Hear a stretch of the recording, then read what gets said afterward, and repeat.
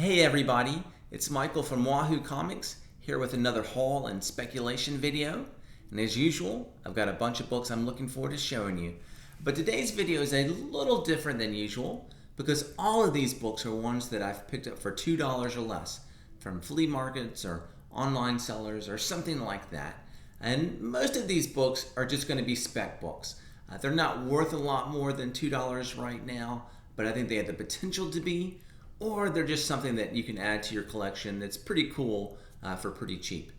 But there are a couple of books that have a good amount of value, and especially this one, What If number 10, which is what if Jane Foster had found the Hammer of Thor. And this is the first appearance of Jane Foster as Thor in a comic book. Now, of course, if you know anything about the What If series, these series are not set in the mainstream universe. But if you saw the series I did with The Fuzz a few weeks ago on the top 5 What If stories of all time, he talked about how Marvel often used What If stories as kind of a testing ground to see if some of their ideas were popular and if they should bring them into the mainstream universe. And so Marvel has done that with many of their storylines, and this is one of them. And it wasn't until decades later, just a few years ago, that Marvel actually did make Jane Foster Thor. And more importantly, for investment purposes, Jane Foster is going to become Thor in the upcoming Thor 4 movie. And so this book has been really rising in value, and it's actually worth a lot more than I thought it was when I picked it up. And so you might wonder, well, how did you get this for $2? Well, I had a neighbor who was going to have a yard sale, and so he had some comics he was going to put up, and he knew that I collected comics, and so he came to me even before setting up the yard sale and said, hey, I've got these comics, I'm planning to put them up for $1 or $2. Would you like any of them? I'll give you first dibs. And so I thumbed through them, and I saw this one, and I knew it was worth more than $2. So I was like, oh yeah, I'll take that one. And I knew it was worth a bit more than $2, and so I actually bought a few more from him because I didn't want to just scam him, especially since he's a neighbor. It'd be different maybe if I were at a flea market or something like that. But I knew him, and so I picked up maybe 10 other books that are just nice books to have, kind of run fillers, but nothing special. But this was a really special book. And I actually didn't know how much it was worth, just that it was worth more than that. And it's actually, when I got back home and started looking up the prices, it's even a better value than I thought it was. But I'm really happy, of course, to have it. And this is one of the reasons why it's good to kind of let people know that you collect comics, because you never know who might have a few that they're looking to get rid of, or maybe they know someone who's looking to get rid of their comics. And then they come to you with the first chances to buy them when they're looking to get rid of them. Well, another book, that's the only one I'm going to show from that seller. Like I said, the other ones were, or my neighbor, the other ones were mostly just run fillers, nothing too exciting. But I do have another cool What If book that I picked up for $2, and this is this one. What If the Hulk had become a barbarian, which is number 23, I think, yep. And so this is another book that was introduced, this idea concept in a What If book that served as a prototype. You know, this idea comes into the mainstream universe, it's never like exactly how it happens in the book, but it serves as kind of a prototype. So this is basically what happens to Hulk and the Planet Hulk storyline. He becomes this kind of barbarian gladiator warrior. It's kind of the Hulk that was in Thor 3. He was kind of in that circumstance. And so this book has a bit of value because of those reasons. And as a bonus key, it actually contains the origin of the Eternals.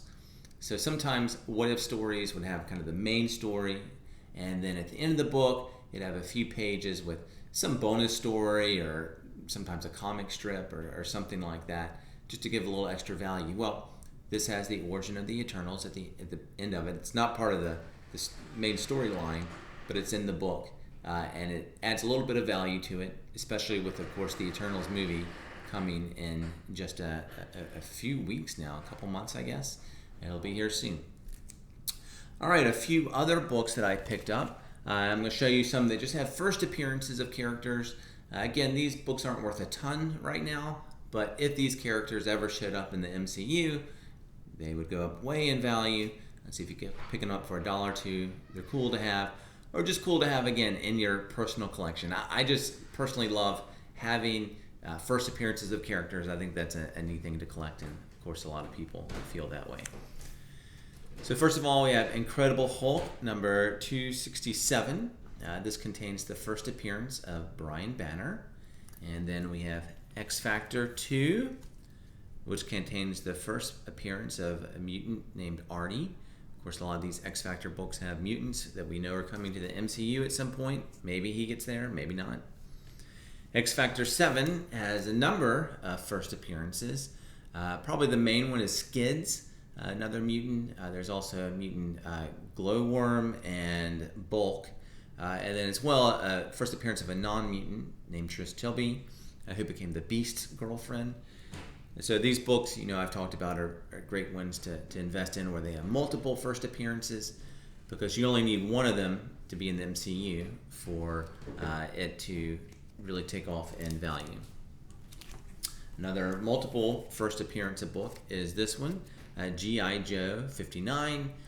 I'm a big fan of G.I. Joe and all the 80s nostalgia type cartoons, and this has the first appearance of Jinx, of Tunnel Rat, of Outback, of Blind Master, and Raptor. So again, any of these characters get introduced in any form of media, and these books really pick up in value. Ghost Rider number 21, which has the first appearance of Michael Balladino, who later becomes Vengeance, one of the enemies and then later friends of Ghost Rider. As I've talked about before, Marvel is starting to develop their horror wing of the MCU, and Ghost Rider is coming pretty soon, it seems, and we'd expect to see different villains and characters in his mythos to appear. And so Vengeance, I think, is a good one to be speculating on, especially, again, if you can pick it up for like $1. All right, some other books that don't contain first appearances but still have reasons to either be cool or to think they could rise in value. First of all, we have Alpha Flight number 34, which is the second appearance of Lady Deathstrike. As I've talked about before, if you can't get the first appearance, which her first appearance isn't crazy, it's Alpha Flight 33, the book before. But, it's a $15, $20 book. So if you're not looking to spend that, but you can get this one for $1, and I think this contains more of a full appearance than even 33, but it's a nice one to have. Alpha Flight number 40, which is another one of these 25th anniversary bordered covers. I've talked about before how I think they're good ones to pick up when you can get them for $1. I think people who are completionists like myself, who get a hold of one of these, then want to start looking for the rest of them. And so if you ever see one for $1, it's a great pickup.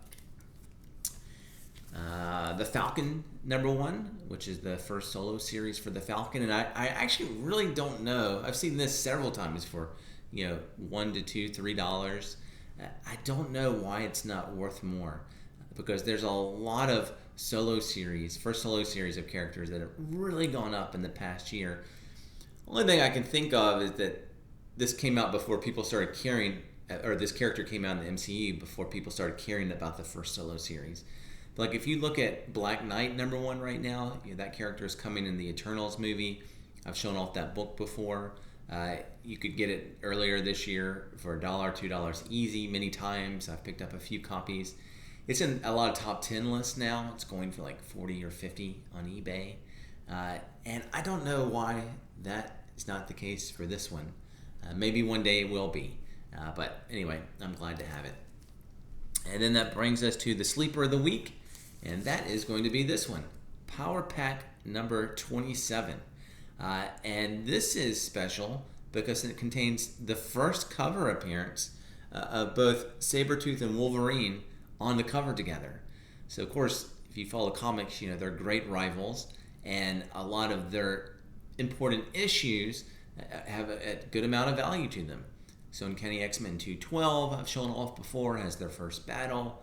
Uncanny X-Men 213 also has them on the cover. Wolverine 10 talks about their first battle in chronology. So all those have a lot of value just because of their storyline. But this one is really flown under the radar, I think, because it's, the first appearance where they're together.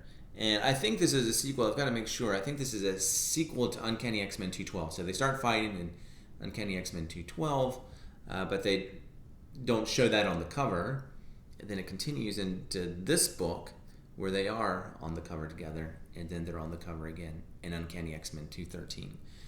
But if you're a Wolverine collector, and especially if you love Wolverine and Sabretooth, this is a cool thing to have. And I think at some point it will go up in value. And those kinds of collectors who collect these characters will start looking for this. I think probably it doesn't have any value right now because nobody knows that this is their first appearance, because it's a random issue of Power Pack, right? You know, it's not one of the main flagship titles of Marvel like Uncanny X-Men or Wolverine or something like that. So anyway, if you get your hands on this one for $1, I say jump at it. All right, well, that's going to bring us to the end of the video for the most part. But first of all, a question of the week. I'm curious, what would you say is your best dollar bin find? Or something similar, like at a flea market, or someone you knew was selling off their comics and you got something for $1 or maybe $2, something around that range, but really cheap, that you just couldn't believe you found it. It was a real gem you found while hunting. What's at least one of your favorites of those? For me, definitely that What If 10 fits the bill, and I'm super excited to have it. But I'm curious, what is yours?